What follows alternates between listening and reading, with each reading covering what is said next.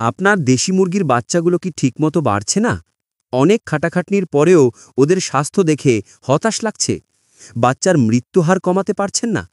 এই সব প্রশ্নের উত্তর যদি হ্যাঁ হয়, তাহলে আজকের ভিডিওটা আপনার সব চিন্তা দূর করে দেবে। বেশিরভাগ খামারি না জেনে যে ভুলগুলো করেন, আজ আমরা ঠিক সেই ব্যাপারগুলো নিয়েই কথা বলবো। সাথে থাকছে এমন একটি খাবারের ফর্মুলা যা আমি নিজে পরীক্ষা করেছি। এটি সাশ্রয়ী এবং এটা নিশ্চিত যে আপনার বাচ্চার দ্রুত বাড়বে এবং মৃত্যুহার একদম কমে আসবে। একবার ভাবুন তো, অনেক টাকা খরচ করে বাজারের সেরা খাবারটা কিনে আনলেন, কিন্তু দিন শেষে দেখছেন বাচ্চাগুলো আরও ঝিমিয়ে পড়ছে। আবার শুধু চালের খুদ বা ভাত খাওয়ালে ওদের শরীরই ঠিকমতো করছে না, পুষ্টির ঘাটতি রয়েই যাচ্ছে। এতে আপনার সময়, টাকা আর শ্রম সবই জ্বলে যাচ্ছে, তাই না? এই সমস্যা থেকে বের হওয়ার একটা সহজ কিন্তু বৈজ্ঞানিক সমাধান আছে, যা আপনার খামারকে লাভজনক করেই তুলবে।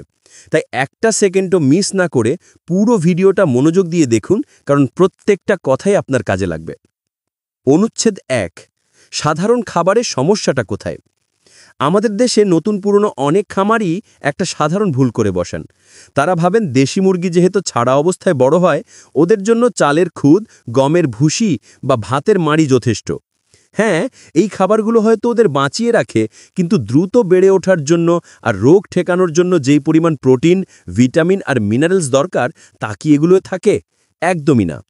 এর ফল কি হয়? বাচ্চাগুলো অপুষ্টিতে ভোগে, বার্তা থেমে যায় আর চুনা পায়খানা বা গাম্বরের মতো রোগে সহজে কাবু হয়ে পড়ে।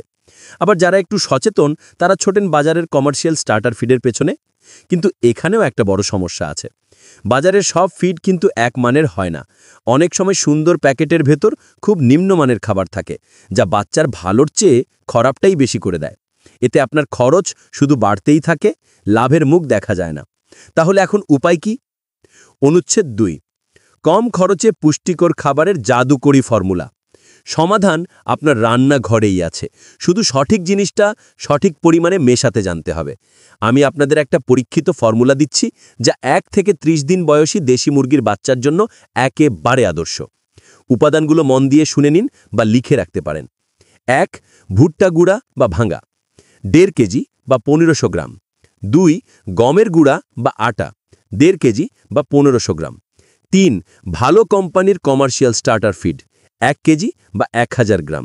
এই ৩টে জিনিস একসাথে মিশিয়ে নিলেই আপনার মোট ৪ কেজি দারুণ পুষ্টিকর খাবার তৈরি হয়ে গেল।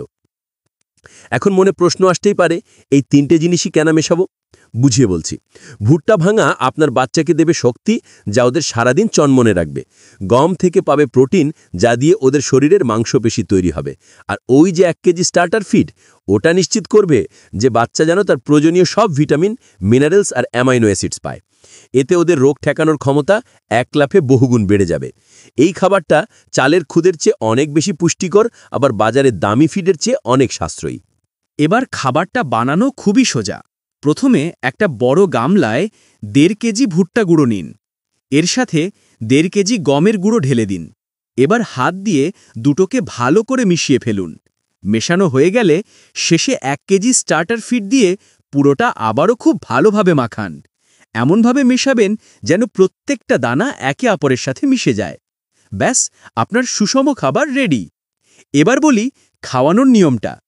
ডিম ফুটে বাচ্চা বের হওয়ার পর প্রথম ২৪ ঘন্টা কোনো খাবার দেবেন না। এই সময়ে ওরা মায়ের পেটে থাকা কুসুম থেকেই পুষ্টি নেয়। ২৪ ঘন্টা পর থেকে এই বানানো খাবারটা অল্প পরিমাণে দিনে ৪ থেকে ৫ বার দিন। খেয়াল রাখবেন খাবারের পাত্র যেন সবসময় পরিষ্কার পরিচ্ছন্ন থাকে।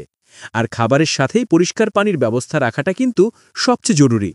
বাচ্চার বয়স যখন ২য় সপ্তাহে পড়বে, তখন দিনে ৩-৪ বার খাবার দিলেই চলবে। এই খাবারের অবিশ্বাস্য উপকারিতা। এই ফর্মুলাটা ব্যবহার শুরু করলে আপনি কয়েকদিনের মধ্যেই তফাৎটা নিজের চোখে দেখতে পারবেন। প্রথমত, আপনার মুরগির বাচ্চার গ্রোথ হবে খুবই দ্রুত আর সবকটা বাচ্চার সমানভাবে বাড়বে।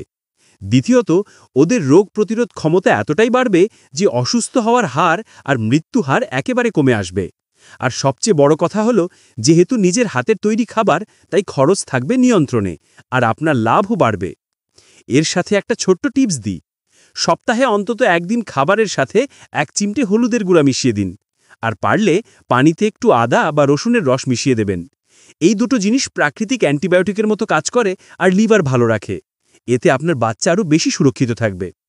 কেমন লাগলো আজকের ফর্মুলাটা? আশা করি আপনাদের অনেক কাজে আসবে। যদি ভিডিওটা ভালো লেগে থাকে আর দেশি মুরগি পালন নিয়ে এমন আরও পরীক্ষিত তথ্য পেতে চান, তাহলে অবশ্যই আমাদের চ্যানেলটা সাবস্ক্রাইব করে রাখুন।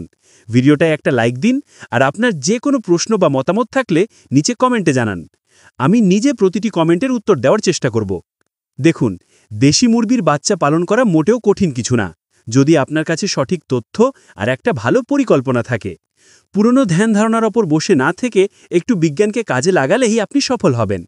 আজ থেকেই দামি ফিড বা পুষ্টিহীন খাবারের পেছনে দৌড়ানো বন্ধ করুন। এই সহজ ফর্মুলাটা কাজে লাগান আর দেখুন আপনার খামার কত তাড়াতাড়ি একটা লাভজনক ব্যবসায় পরিণত হয়। আপনার খামারের সাফল্যের জন্য অনেক শুভকামনা রইল।